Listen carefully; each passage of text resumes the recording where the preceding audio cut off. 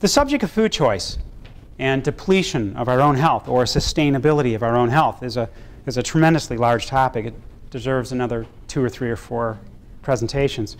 It's been made more medically credible over the years by the work of many tireless researchers. Dr. Barnard, Campbell, T. Colin Campbell, Esselstyn, McDougall, Ornish, many others. So I call this segment, Why Do We Do It?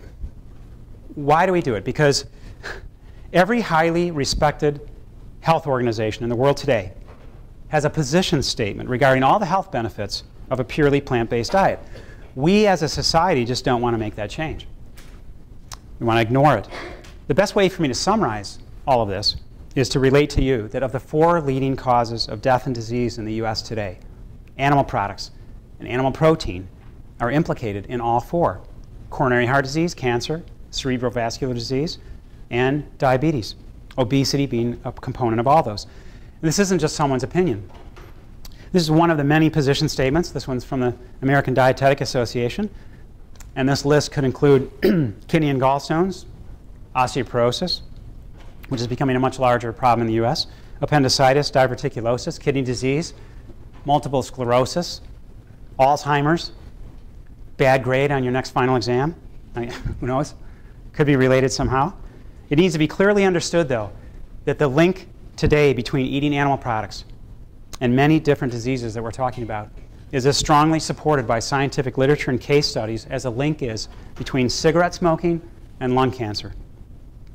And speaking of cancers, of the 5 most common cancers, lung, colon, breast, pancreatic, and prostate, again, consuming animal products has been linked as a significant risk factor in all 5 and many, many more. And I need to emphasize that this is about animal products and the type of protein, which doesn't change if it's grass-fed. This was drawn 25 years ago or more by a very insightful illustrator that pretty much gets it. For those of you in the back who can't see this, there are 2 people at the table asking why their dog, at the dinner table, why their dog isn't begging for meat scraps. And their dog, in the lower left here, who's an obvious James Madison University graduate dog, is reading the newspaper with the headlines that read, red meat is linked to colon cancer. And after the dog turns the page and reads it, he'd read that it's linked to more than just colon cancer. Many human diseases have their origins in animal products, but I'm not going to review too much of this, but I think the main thing you need to take away from this is that none of these diseases that you see originate in plants. This only happens when the pathogen is transmitted from an animal to the plant. It's a common misconception carried, and yet it's carried through our media and beyond, whether it's salmonella from peanuts or E. coli from spinach. An animal, most likely from livestock or human, is always 100% the contaminant. Over $2 trillion were spent on health care last year in our country. Of that, minimally $150 billion were due to dietary choices related specifically to livestock. And that makes sense to me. That makes sense to me. Why? Well, because of this. Here's what happened last year in our country with healthcare costs. These figures are for just one single year, not counting or taking into account loss of productivity. It's astounding, isn't it? Now, these are not just figures or statistics or data to me. They're patterns that tell a story about what we choose to eat as a society and then what happens to us afterwards. The stark and very real consequences. Eating animal products contributes to all these costs. In fact, many people who eat animals have all of these diseases occurring at the same time, just maybe diagnosed at various times throughout their life. Eating plants, on the other hand, contribute to none of these. In fact, eating only plant-based foods will take you in the other direction, and they'll actually protect you from getting these diseases. Now, it seems like this, all of this, should be certainly factored in to our national health insurance plan somewhere, doesn't it? I do. In fact, I'm thinking that my next book is going to be titled, Why Should I Be Paying for What Everybody Else Decides to Eat? Yeah, I appreciate that. There are so many myths and misunderstandings associated with food nutrition. I can't go over many of them, but osteoporosis is a good example of just one of them. So what's a myth? We're all familiar with the milk mustache, I'm sure, right? You all know the milk mustache and the millions of dollars of what I would consider a misleading marketing campaign. You know, got milk, best way to get your calcium, which it's not, build strong bones, even lose weight.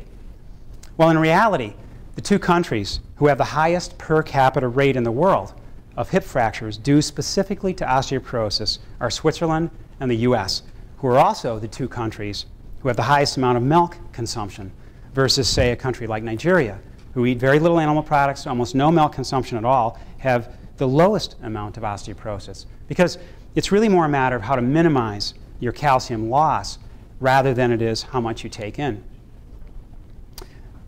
The milk producers just don't want to admit that. So how many here eat fish? Quick show of hands. Come on, everybody. I still love you. It's okay. Well, how many here eat fish because of their omega-3 fatty acid content? Quite a few probably still. Yeah, of course. Well, that's the reason most people eat fish is because of their omega-3 fatty acid content, and also because Dr. Oz told you to. But Dr. Oz isn't telling you the whole story. A 3-ounce serving of unsustainable cod provides 150 to 200 milligrams of omega-3s, whereas one measly tablespoon of very sustainable chia seeds provides over 2,000 milligrams of omega-3s. And what about flax and walnuts and hemp, spirulina, chlorella? All are very good sources too. If you look at this with a different perspective, no fish actually has omega-3 fatty acids themselves. Oh gosh, what's he saying now? That's right, there's not one fish that produces omega-3s on their own. Omega-3s are found in plants and microalgae. Fish have to eat it. So if you want omega-3s, why not just go right to the source and eat plants and microalgae and skip right past all the fish and all the ecological baggage that comes with it? Just let them live. If you'd like to discuss omega-6s, omega-9s, or conversions from alpha-linolenic acid to DHA and EPA, I'd be happy to do that for you a little bit later. Okay, so in bullet point fashion, see if this will hit a little bit better. This is the problem with eating animal tissue. All animal products contribute to all aspects of global depletion that we're talking about. All animal products have the type of protein that dramatically increases your risk of all the diseases that we've just discussed and many, many more. All animal products have unwanted cholesterol and saturated fat, which plants don't have. No animal products have very many minerals or vitamins. You get most of those from plants.